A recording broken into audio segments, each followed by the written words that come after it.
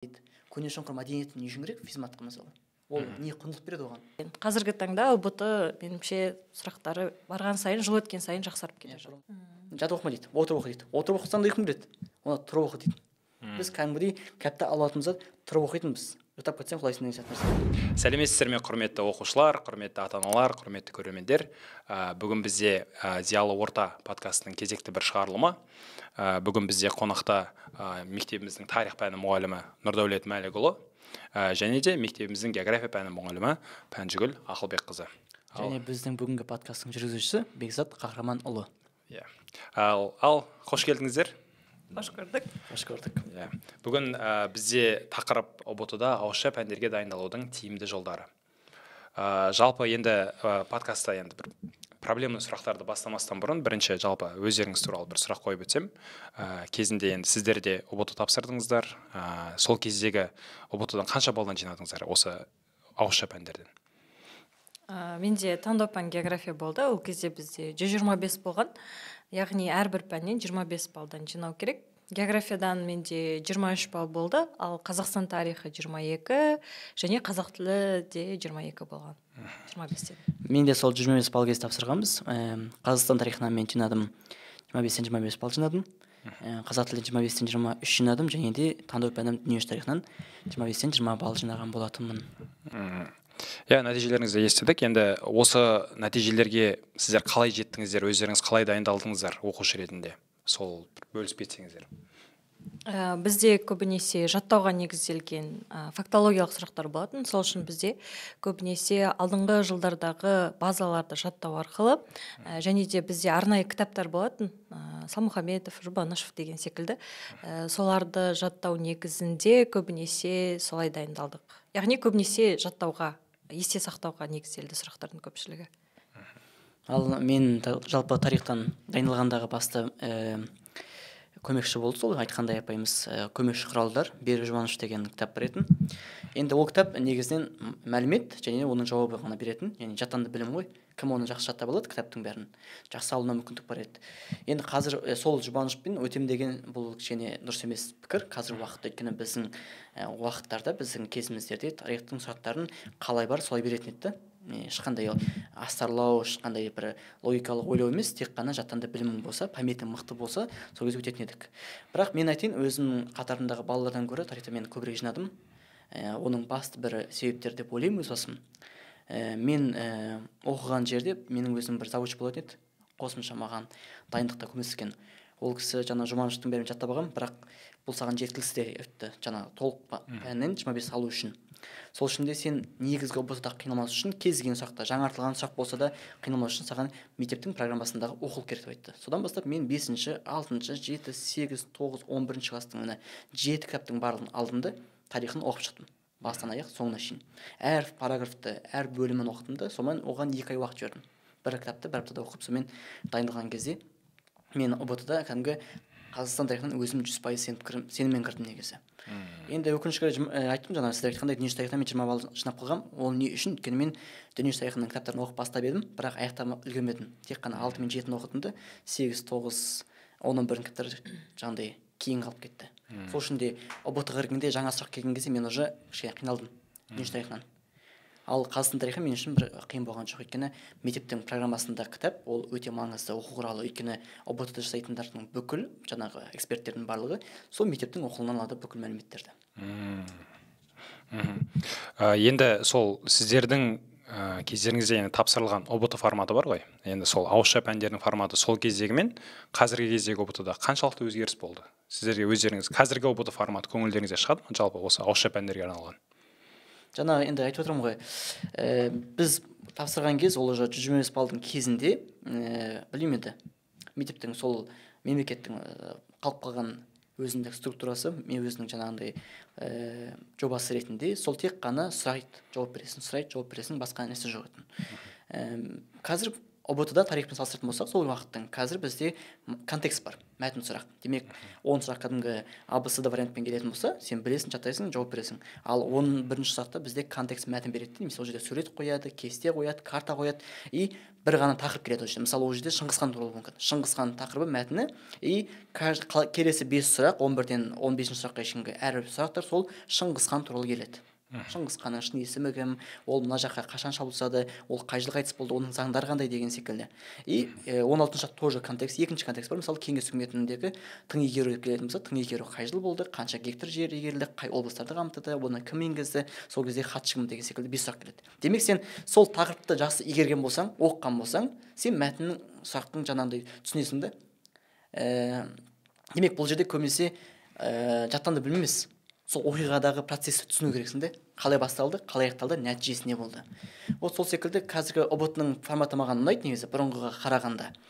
Өйткені қазір балалар тек қана памяті мықты деп қарамайды да.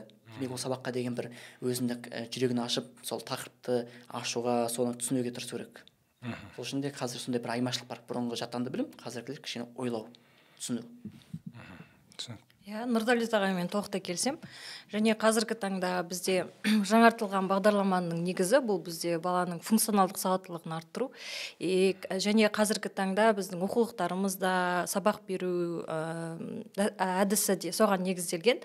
Және сәйкесінше ұбт сұрақтары да соған негізделді. Қазіргі таңда бізде кәдімгідей деңгейлер бар.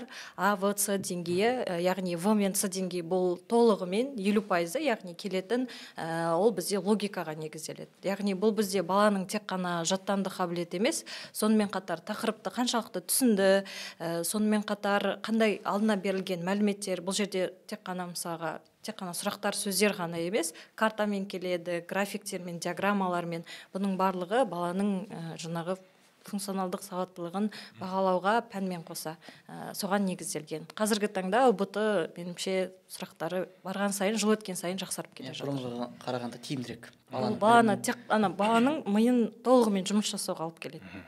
Тек жаттандыға емес. Осы жерден енді мынандай бір сұрақ пайда болды менде. Яғни сіздер айтып жатсыздар қазір есе сақтау мен түсіну, иә? Сол нәрсе ғой. Негізі көп оқушылар осы ауызша пәндерге баратын себебі де бір анандай ғой. Енді есе жаттасам болды, соған жауап берсем болды, сонымен балымды жинаймын, сонымен грантқа түсіп кетемін деген ғой.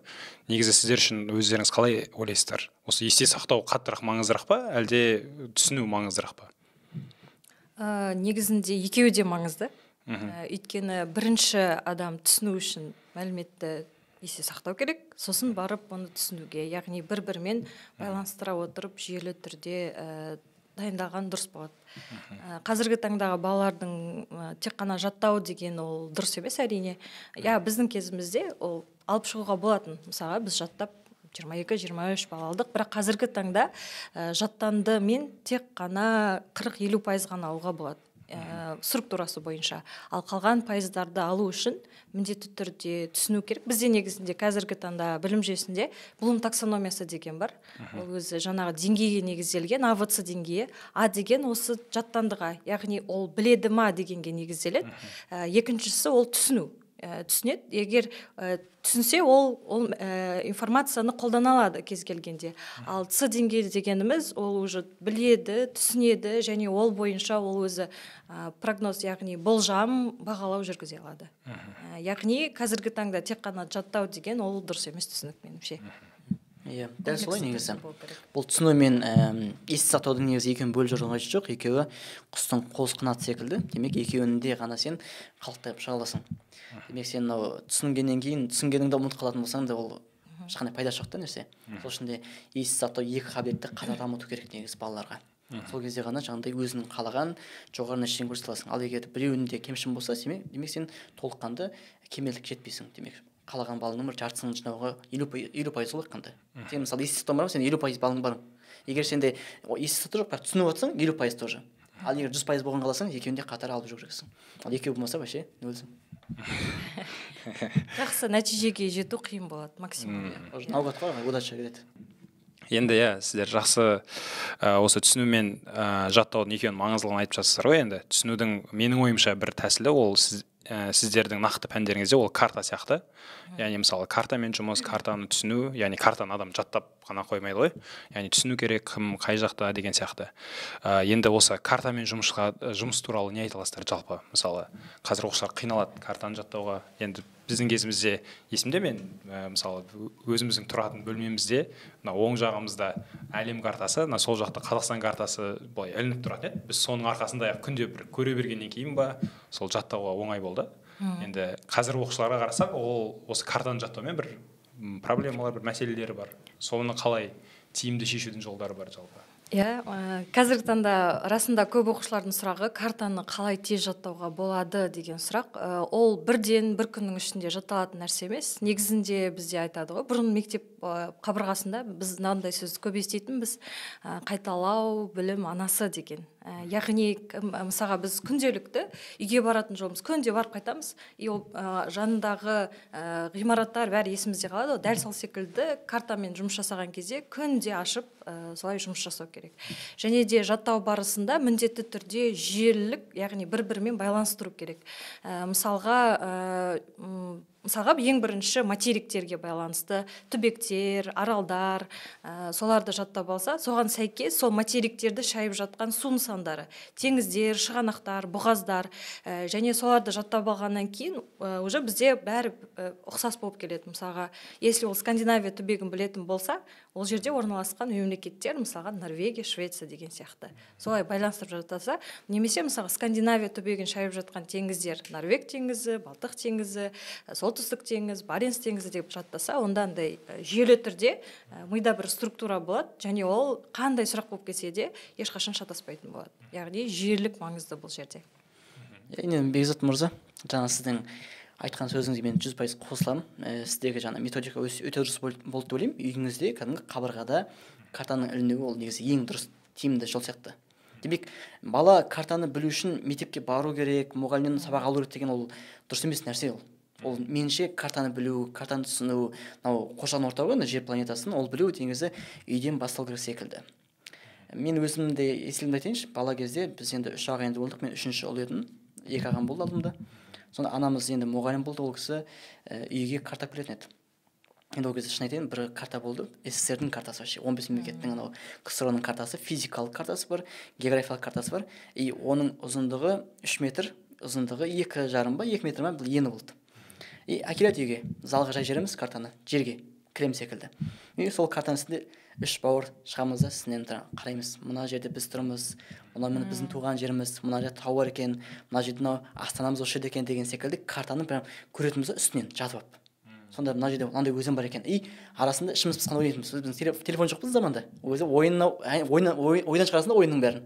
Ағаларым шығатын, мен сендерге бір жер жасырамын, картаны тауып көріңдер деп. Соны бір сөз айтады, мысалы, картаның жерін айтты, мысалы. Білмейсің, бір айтты, Амур өзені деп айтты, мысалы. Іздейсің осы өзендердің барлығын қарап отырып, қай жерде екен, и ақырында бүйтіп отырған кезде бір табасың, таптым жазу деген секілді. И как-то біз сол кезден бастап уже жер су аттары, таулардың аттары, қалалардың аттарын сумаса көрдік уже. И КСР-ның ішіндегі 15 мемлекеттің қандай, мен өзі жасым 1-ші класста, 2-ші класстың уақытында. Бірақ мен сол кезден бастап уже елдердің астанасын жаттау. Біз сондай болатын, анамызбен отырған кезде бір жолға шығасың, немесе бір автобусқа отырасың, ағаларымыз отырып қояды да, сендерге жарастырамын, ел айтамын, астанасын айтыңдар деген секілді. Отырып бізге сұрақ қоятын. ақш отырасың, Вашингтон, анау келіп бір сұрақ қояды, Түркия, Анкара деген секілді отырып бізге астаналарды бізге негізі жаттатқызған анамыз. Өйткені бізге география пәні 5-ші класста болды ғой, жаратылыстану пәні. Бірақ біз сол бастауыштың өзінде осындай картамен жұмыс жасадық. Мысалы, меніңше қазіргі уақытта балалардың осы картадан төмен болуы әуелде ата-анадан кететін негізі қателік деп ойлаймын. Біріншіден, ата-аналар просто баласымен ондай жұмыс жасамайды, процесс жоқ ондай. Баласына бір сұрақ қою. Қазіргі балалар шығыстың қай жақ, батыстың қай жақ екенін білмейді. Солтүстік оңтүстік шатастырады, мысалы. Шымкенттің білмейді оңтүстікті екенін. Олар Астананың солтүстік орналасқандығын енді біліп жүр. Осы Астананың балалары мысалшы. Күннің шығыстан шығатынын да білмейтіндер бар. Өтірік емес, шынымен. Сол үшін де как-то осындай нәрсені мен ойлаймын, қазіргі уақытта, мысалы, ата-ана болса, ата-аналар мысалы алтын сырға бөлмеңізде балаңыз сондай бір жақсы карталық географияны білген қаласаңыз, мүмкін мен ойлаймын, үйде мен кейінірек балаларым өсіп қалса деймін, өз балаларым өссе, мен ойлаймын, жерге кремді алып тастап мүлде, жерге әшейін полға карта төсеп, үстіне бір пленка төсеп қойсам деймін, карта жыртылмайтындай. Болды, қалың пленкалар. Төсеп қойсаң, детскийге біреуін жасап қойдың, қолға қойдың біреуін залға қойып бітті. Біреуінде әлемнің физикалық картасы, әлемнің саяси картасы, Қазақстан картасы бітті уже. Балаңыз қай бөлмеге барса да картаны көріп жүреді, шығыс пен батыс. Негізі карта білу деген географияның темасы емес қой. Карта білетін адам любой жақтан айтқанда интеллигент ретінде сөз қозғалады да любой жерде.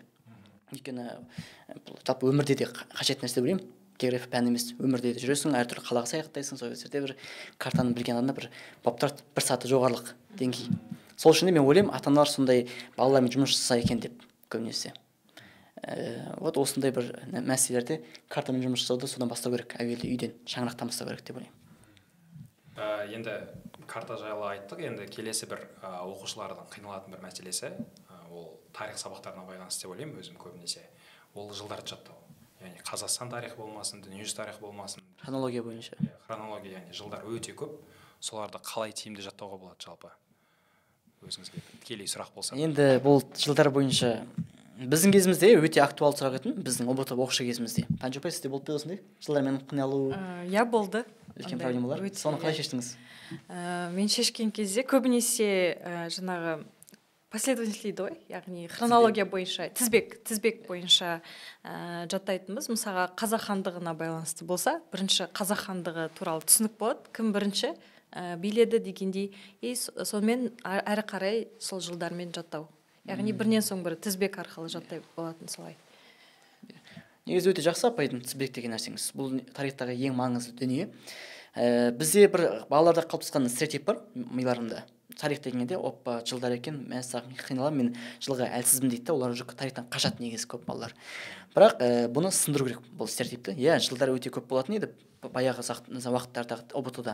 Қазір соңғы жылдарда обновленный версияларда бізде барынша жылдарды кеміткен, мерзім дегенде сирек сұрайды. Бізде тест-центрдің өзінің бекіткен 100 жыл бар, жаңа хронологиялық 100 дата дейді. Сол 100 датаны жаттап сол дата бойынша ғана сізге сұрақ келеді. Ал бірақ басқа жылдар сұрақтың ішінде келуі мүмкін, мысалы Орбұлақ шайқасы 1643 жылы болған Орбұлақ шайқасында қай хан соғысы деп.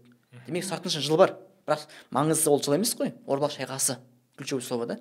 И сіз Орбұлақ шайқасын еске сұрамасаңыз, 1643-ге қарайсыз да, сол ханның билік құрған уақытын еске түсіреді. Мына уақытта 17-ші ғасырдың ортасында қай хан Қазақтан билік құрды деп еске түсіреді. Сонда еске түседі 1628-де таққа отырған бізде Жәңгір хан бар 1652 шін, демек 43 жыл соның уақыт деп көресің. Демек бізде маңызды нәрсе жылдарға қарап отырып қай ел қай ханның түсі екендігін еске түсіру. Мысалы кейде ұбытсақ келеді 751 жылы Атлас шайқасы болды дейді да. 751 жылы Атлас шайқасы болды қай елде мысалы. Сен 751 дегенде 8-ші ғасырдың кезі. Уже мемлекеттерді түсіру керексің еске. Ол варианттар сенде түрік қағанаты, батыс түрік қағанаты, түргеш қағанаты, қарлық қағанаты. Енді 751 жылы шайқас. 751-де түрік қағанатының уақытын еске түсіресің, 63-ге шейін өмір сүрген ол емес. Сызсайсың автоматически. Уже вариантпен жұмыс жасайды абысыда. Абысыдан қайсы келмейді уже. Түрік сызсадың. Батыс түрік қағанаты 704-те құлаған. Сызсайсың. Енді қарлықпен сенде түргеш тұр. Бірақ қарлық әлі құрылмаған 751-де. Демек бұл түргеш мемлекетінің негізгі тарихына байланысты. Демек біздің балалардың басты керек нәрсе оқиғаларды білу. Қай жылда қай мемлекет өмір сүргендігі. Иә. Мысалы, любой 1052 жыл деп айтсақ, демек сен автоматически миыңа қосылады 1052-де біздің жерлерімізде қандай елдер өмір сүрген. 1052 Оғыз бар, сол уақыттар, Қимақ бар, сол уақыттар, и Қарахан мемлекеті бар. Бітті уже. Осы 3 вариант тұрады сенде. Демек артынан сен сызсайсың да сен білу керексің. Мысалы, Алтын Орда деген кезде, любой жылдарды айтқан кезде сен қай ел екендігін табу керексің да бірінші. Сосын барып уже сұрақпен жұмыс жасайсың. Енді тарихты жылдарды жаттаудың тағы бір екінші мәселе, бірінші мәселе сол уақыттың арқылы қай ел екендігін, қай ханға тиісті екенін жаттау керексің. Екінші мәселе болады кейбір андай прям қиын сұрақтар. Кеңесті уақытта білетін келгендей жылдар көп замандар. Мысалы 1954 тың игеру екендігін жаттау дейді. Сен мысалы 54 деген жылды басқаша бір жаттау керексің да, үйіңнің адресі бойынша ма, немесе өмірде бір телефонның соңғы номері бойынша ма. Сен сол 54 деген сан сенің өміріңде, сенің мына айналаңда қандай сандармен қатысты болады, соны жаттап алуың мүмкінсіңдер. Демек сондай бір жаттандықпен бір өзіңнің өміріңе қатысты бір нәрселерді қоятын болсаң, жаттау оңай болады. Мысалы, мен айтайыншы 1914 бірінші соғыс болған жылды мен мысалы 14 дегенде 14-ші ақпан менің туған күнім деп сонымен жаттап алғансың да мысалы. Немесе айтайын 1939 жылы бірінші дүние соғыс басталды дейді. қай күн басталды? 1 қыркүйек. Бітті уже, білім күні. Жаттап алдың. Мысалы тағы бір сұрақ болған 1916 жылы 25 маусымда патша жарлық шығады. Ресей патшасы жаңа Түркістан және Дала өлкесінен 500 мың адамды соғысқа қара жұмыс қаламыз деген шықты олар. Бұл жұмыстарын алу бойынша. Соның жылын жаттап алдым да, бірақ күн жаттау керек. 25 маусым дегенді. Мен сол кезде досым, Санжар деген досым бар, соның туған күні 25 маусым екендігін білдім да, жаттап алдым. Осындай бір өміріңе қатысты туған күндер, бір мерекелер, немесе бір сондай бір байланыстыратын үйіңнің адресі ма, домның мекен жайы ма, немесе әкеңнің машинасының номері ма, көп та байланыстыратын. Сондай жылдармен сөйтіп қарастыратын болсаң, вот сол кезде балада кішкене тизаны миында тоқпайды болады да, тік-тік. Сол үшін де жылдар жаттаған кезде солай байланыстырған дұрыс. Біріншіден кезең табу, екіншісі бір нәрсемен байланыстыру өміріңе қатысты. Адам баласы негізі тарихты түсінгенде сабақты кино көрген секілді елестету керек та. Мысалы біз бір 2 сағаттық киноға кіресің, кинотеатрға болсын, немесе үйде көресің. Мысалы Титаникті өмірінде бір-ақ рет көрген шығар, любой адам. Оны екінші рет көрген қызық емес та уже. Бір рет Титаникті көрдің, білесің уже. Ол да Джек бар, ол жерде бір қыз бар, аты кім еді өзі? Роуз. И бәріміз білеміз, екеуі жаңа жігіт кіріп кетеді, байлардың ортасына, сосын жүреді, кейін айсбергке соғылады, сосын кеме қирайды, ана қызды құтқарады деген секілді ақырында анау суға бүйтіп тұрып батады ғой. Біз оны бір көрдік, бірақ өмірде уже қанша оны көргенмен менің 15 жыл болған шығар, ол киноны көргенме. 20 жыл болды. Әлі киноның желісін білемін да. Біздің балалар мектепте сабақ оқыдың 9 жаста, 8 жаста сабақта тыңдадың, 11 жас болсын мейлі.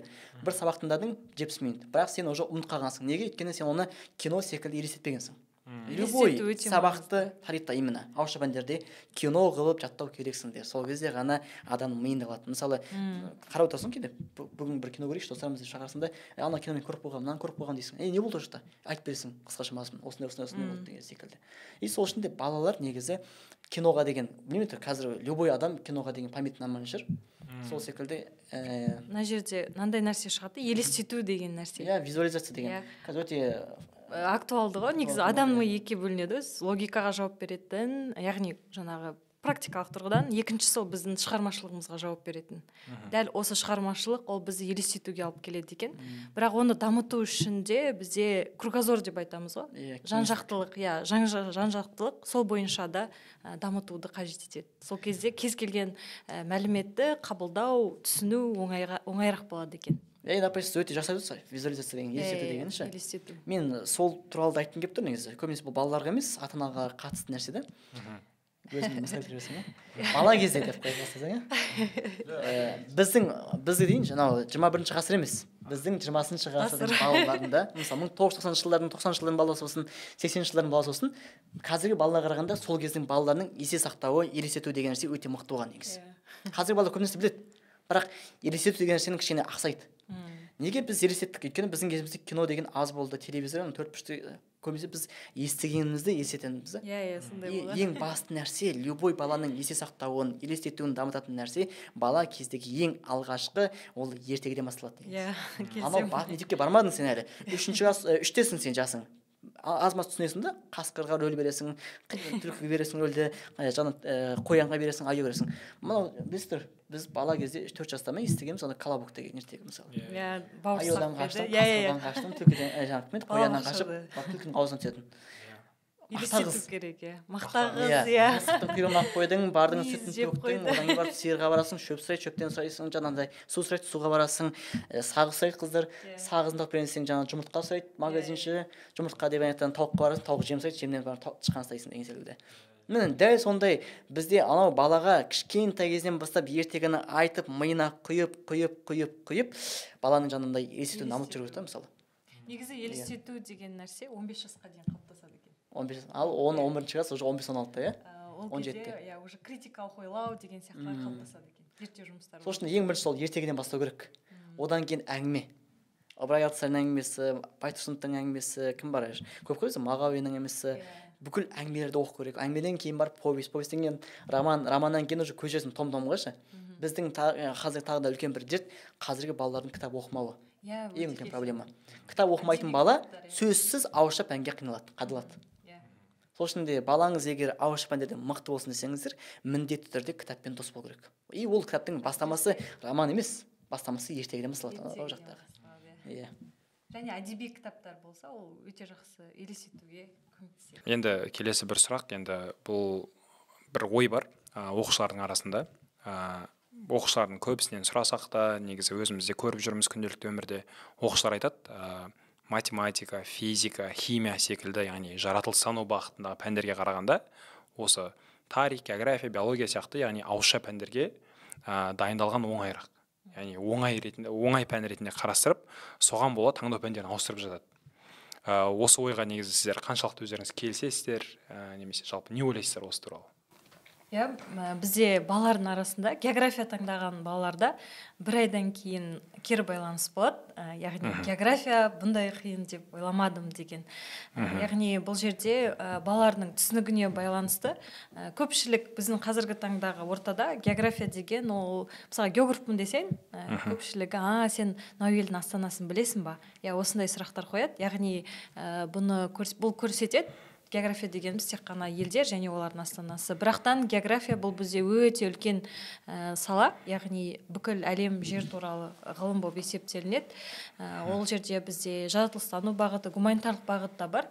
Және ауызша пәндерді физика, математика пәндерге қарағанда оңай деп айту ол дұрыс емес ой деп ойлаймын. Себебі бұл жерде жаңағыдай өте комплексті түрде, кешенді түрде кіру керек. Яғни есте сақтау қажет, одан кейін оны бір-бірімен байланыстыру керек, логикалық, критикалық ойлау деген сияқты сондайға негізделген. Және міндетті түрде әрбір құбылыстың, әрбір процестің тереңірек түсінуге негізделген пәндер болып есептелінеді. Тарих бойынша да солай деп ойлаймын. Жалпы қалыптасқан түсінік қой негізі. Жаратылыстану бағыттары қиынырақ, бірақ бір түсініп алсаң, әрмен қарай жеңілдікпен кетесіз да. Ал тарихта бір түсініп ал деген нәрсе жоқ. Сен үнемі түсіну керексің да, әр тақырыптарды. Мысалы, математика бір түсінесің, бітті, сол формуланы сен әртүрлі салада қолдана бересің да, мысалы. Тригонометриялық теңдеу, тригонометриялық теңсіздік, тригонометриялық жаңағы логарифм деген секілді бір тақырыптан кетеді, байланыс береді. И әртүрлі, мысалы, математиканың ерекшелігі ұбт-ға кірген кезде тест келеді, сұрақ қоясың, математика тұр, сен ескін формула түсіресің, соны шығарып көресің бүйтіп. Шығару жолдарын шығарасың, таңбадан бірін істеу керексің.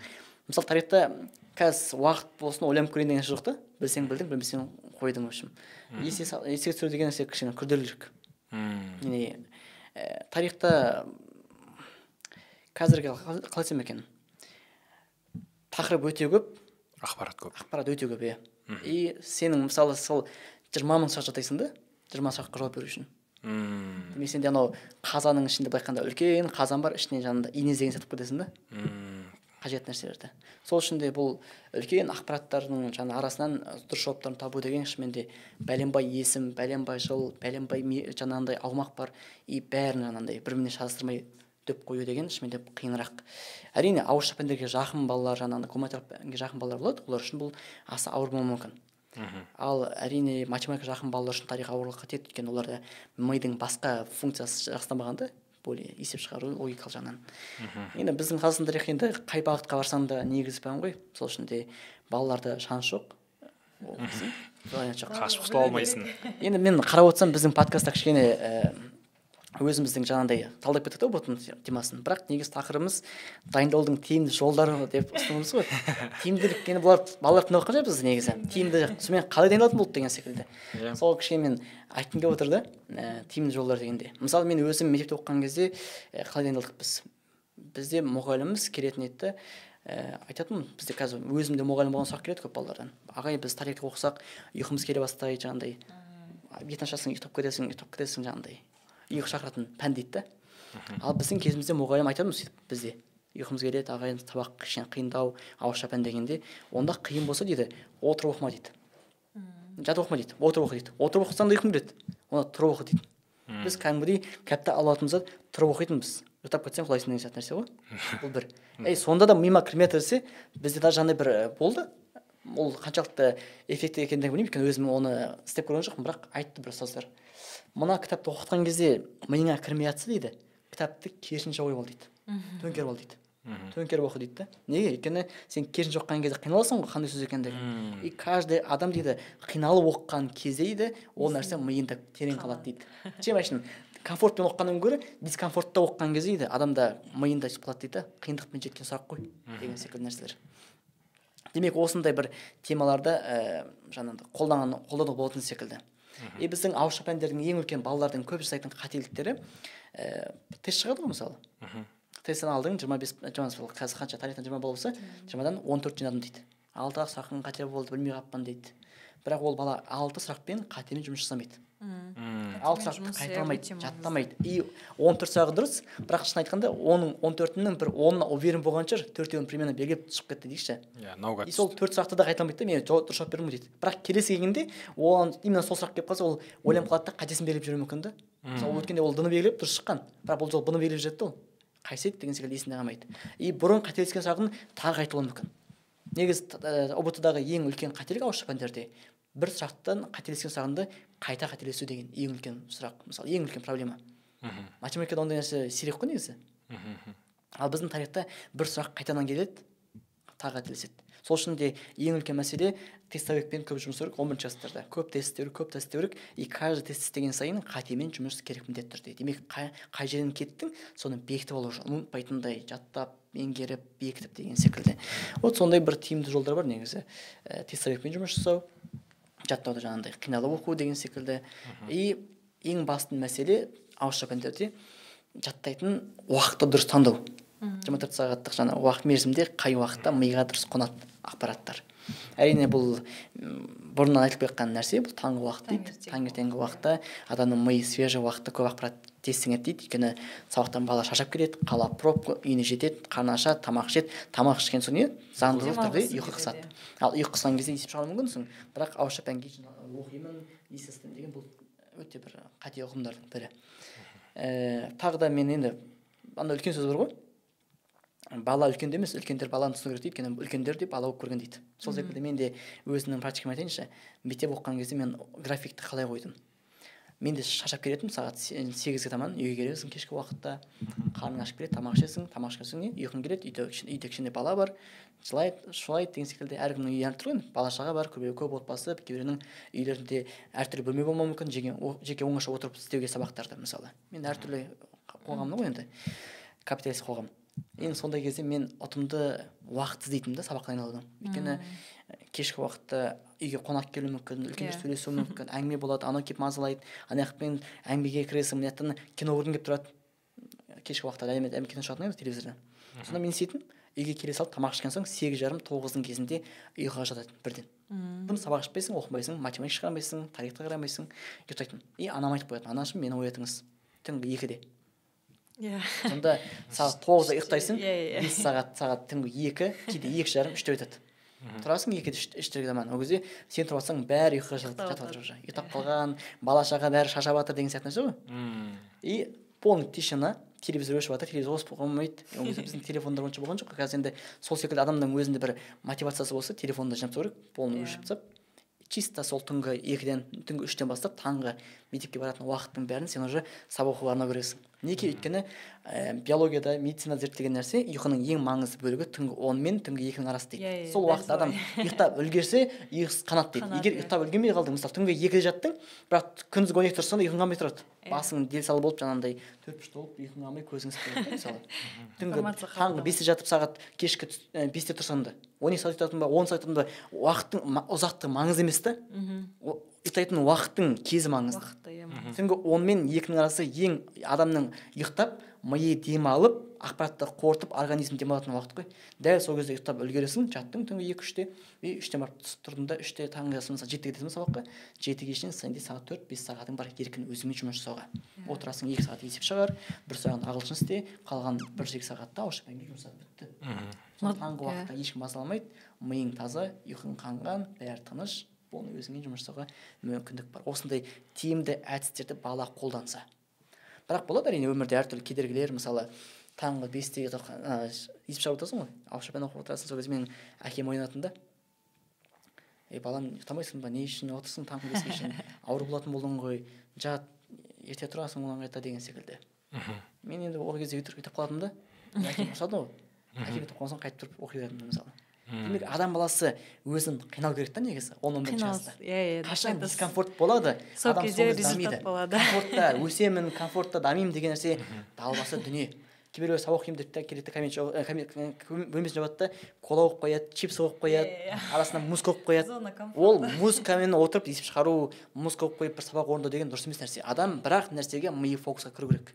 Адам сабақ оқығанда тамақ жемеу керек мүлде. Өйткені адам тамақ жеген сайын концентрация бұзылады. Өйтіп айтады ғой, мидың өзі бөлінеді ғой. Сабақ оқуға, тамақ ішкен кезде ми жұмыс жасайды. Сол кезде адам мысалы айтады мұғалімдерде сағыз шайнама сабақ оқығанда дейді, сабақта оқыған кезде сағызын таста дейді. Не үшін? Өйткені адамның сағыз шайнаса тамақ жесе жақ қимылдайды, жақ қимылдаған кезде ми автоматически сілекей бөледі. Демек миың сен уже тамақ қорыту үшін жұмыс жасап жатыр, сабақ оқу үшін емес. Демек адам сабақ оқып отырып немесе кино қосып қойып немесе өлең қосып қойып оқитын болса сабақты, демек ол жерде концентрация дұрыс емес. Миың жан жаққа атала болады да, сонымен алған білімің шалапыла дүмше молда секілді дүмше оқушы болып қаласың. Сол үшін де сабаққа чисто фокусты бір нәрсеге қойған дұрыс. Ол жерде сен айналаңдағы адамдар да сен ештеңе мазаламау керек сені. Тамақ та, телевизор, өлең, музыка, ештеңе. Нұрдәулет ағай айтқан кезде есіме түсіп отыр. Мен де ұбт-ға дайындалу барысында дәл сол уақытты таңдайтынмын. Бірақ мен 9:30-да емес, 11-де ұйықтап, 3-4-терде тұрып оқитынмын. Бірақ 11-ге дейін мен математика шығаратынмын көбінесе. Ал таңертең тұрып, сол ауызша пәндер, тарих, география деген сияқты пәндерді жаттауға арнайтынмын. Мен сондай ұтым тәсілдерді қолданып, балалар негізі сол 2 жылдың уақытын үнемді пайдаланса негізі жемісті болады. Және қазіргі уақытта бізде көп мәселе туындайды балаларда. Жаттайды, бірақтан уақыт өткен сайын ұмытады. Бұрынғылар не? Бұл жердегі негізгі мәселе, қазіргі уақыттағы негізгі мәселе осы. Оның жолы мен өзім оқып көрдім енді, іздеп көрдім, қалай оны есте жақсы сақтауға болады. Бізде есте сақтаудың өзі бөлінеді екен, қысқа мерзімді, ұзақ мерзімді. Қысқа мерзімді деген, мысалға балалар ертең балалар зачет болады деп айтам мен, соған негіздеп жаттап келеді. Яғни бұл жерде мидың негізгі мақсаты ол ертеңгі зачеттан жақсы өту. Бірақ бұл информация бізде ұбт тапсырғанға дейін керек қой. Яғни, жақсы зачет үшін тапсырсын, ол жақсы өтсін, бірақтан бізде ұзақ мерзімді есе сақтауға апару үшін бізде қайталау өте маңызды екен. Мысалға, біз оқып жатқан мәліметімізді дәл қазір 100% есімізде қалады екен. 1 сағаттан кейін оның 60% ғана қалады екен. Таңертең тұрған кезде оның 40% ғана қалады екен. Соны бізге жаңағыдай ұзақ мерзімді есе сақтауға жіберу үшін мынандай болу керек екен. Бір рет оқыдым, одан кейін 3 күннен кейін соны қайтадан қайталаймын. Сосын 1 аптадан кейін қайталаймын. Сосын 2 аптадан кейін, сосын 1 айдан кейін. Сол кезде ол бізде ұзақ мерзімді есе сақтауға кетеді екен. Осындай жолдары бар есе сақтау ауызша пәндердің. Бұл кәдімгі ғылыми тұрғыдан зерттелген жұмыстардың нәтижесі ретінде осындайлар бар. Сонда бүгінгі подкасттағы ең бірінші басалатын дүние, бірінші нәрсе уақыт таңдау, уақыт таңдау. Уақыт дұрыс. Сосын түсінуге негіздеу. Одан кейін есте сақтау үшін қайталау. Сосын тағы да бір болатын біздің кезімізде. Әртүрлі андай жаттауға қиналатын мәліметтерді жазып қоятынбыз стикерлерге. Ол да бар. Есікке жабыстырып қою, жаңа шкафқа жабыстырып қою, диванның басына, төсектің қасына әртүрлі жерге бүйтіп стикер жасыратынбыз, сонымен терезеде тұрады. Анау бізде өзіміздің директорымыз Бауыржан ағаймен үйіне барғам, мектеп 10-шы класс кезінде.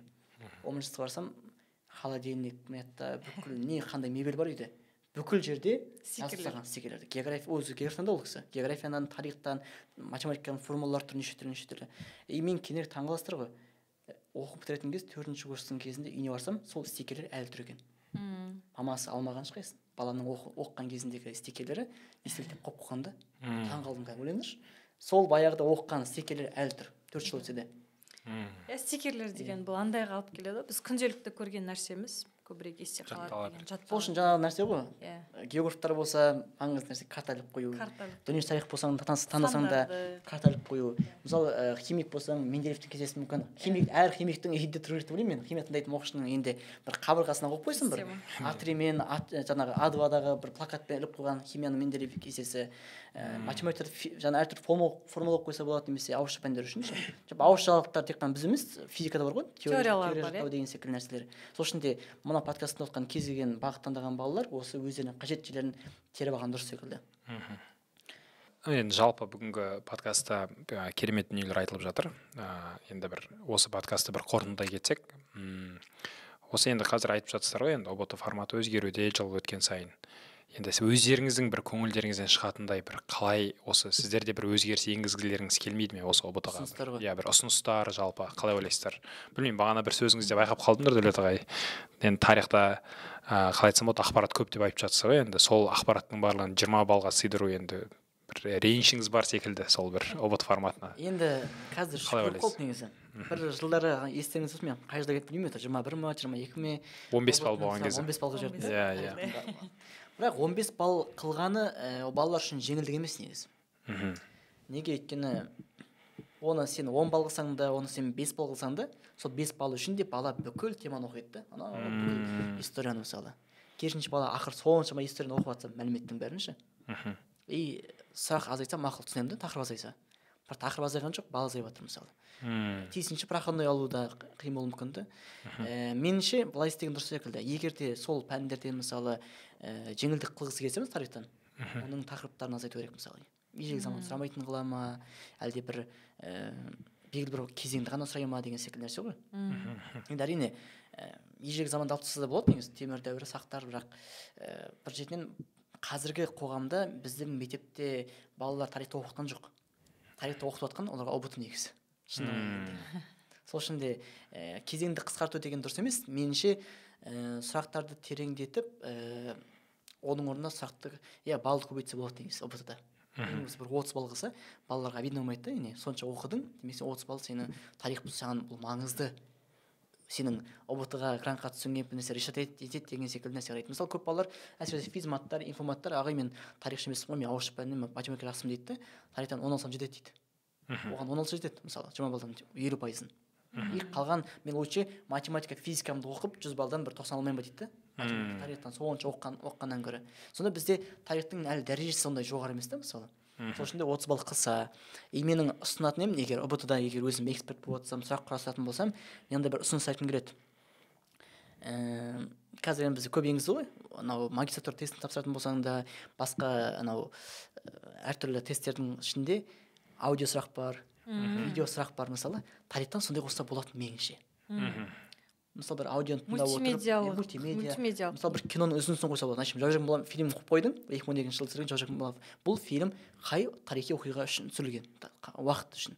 Тұрады жауаптарында жаңағыдай Кенесары ханның бір соғысы, немесе қазақ жауынгар соғысы, немесе бір Шыңғыс хан моңғол шапқыншылығы деген секілді. Демек осындай бір оқиғамен ақ баланы жаңағыдай түсіндірсе болады да. Оны жүзеге асыруға болады, бірақтан IT жағынан кішкене проблема болуы мүмкін. Енді бұл біртіндеп осыған алып келсе болады деймін да. Бірақ жақсы идея. Түбінде аудио сұрақтар, видео сұрақтар негізі өте жақсы, сол нәрсе көбейту керек деп ойлаймын, меніңше. Жалпы бүгінгі подкастымыз қорытындыласақ, енді мен бағанан бері сіздер айтқан нәрселерді түртіп отырдым. Енді оқушыларымызға бір кішкене қорытынды болсын. Біріншіден енді құрметті оқушылар, сіздер қалай тиімді дайындалу керек десе, ең бірінші уақыттан бастаңыздар. Уақытты дұрыс қойып, бағанағы осы мұғалімдеріміз айтып жатқандай өздерінің бір тәжірибелерімен бөлісіп жатыр ғой, яғни таңда ерте тұрып, адамның миы тынығып, яғни свежий болып тұрған кез ғой, енді сол уақытта информация жақсы қабылданады. Екіншіден ол бізде жүйелік, яғни дисциплина дейді ғой, әдетке айналдыру. Яғни 3 күн бойы қатты бір оқып, қалған 3 күн демалып, қалған 3 күн демалып деген секілді ондай емес. Аз-аздан болсын, бірақ белгілі бір күнделікті жасап отырсаңыздар, ол нәрсе бір әдетке айналады. Екіншіден ол бізде қайталау әрине. Енді бағана айтты ғой, қайталау ол білімнің анасы. Сондықтан алған ақпаратты арада бір уақыт салып қайталап отыру керек. Яғни тек қана бір зачет үшін, бір экзамен үшін емес, яғни сіздер алдағы уақытта ұбт тапсырасыздар, арай университет бар, ол кезде де керек болады ол ақпараттар, сол үшін қайталап отыру керек. Және де соңғы нәрсе ол бізде әрине бағана ең маңызды нәрсе деп айттық, ол бізде елестету, визуализация. Оған ең қатты көмектесетін нәрсе ол әрине кітап оқыңыздар, көп бір не оқысаңыздар, соны өздеріңіз елестетіп, соған бір нақты бір фокус қоя білсеңіздер. Түсінуге, мағынасына ұғынуға. Құрметті әріптестер, ұстаздар, келгендеріңізге үлкен рахмет. Құрметті көрермендер, оқушылар, енді сіздерге біз осы подкастта әлі де келесі шығарылымдар болады. Сіздерге осы секілді қандай да бір қызық білгіңіз келетін тақырыптар болса, осы видеоның астына комментарийға жазып кетсеңіздер болады. Біз әрине оны оқып, соған байланысты осындай подкасттар түсіретін боламыз алдағы уақытта. Зиялы ұрпақ үшін зиялы ортада келесі кездескенше. Қош сау болыңыздар.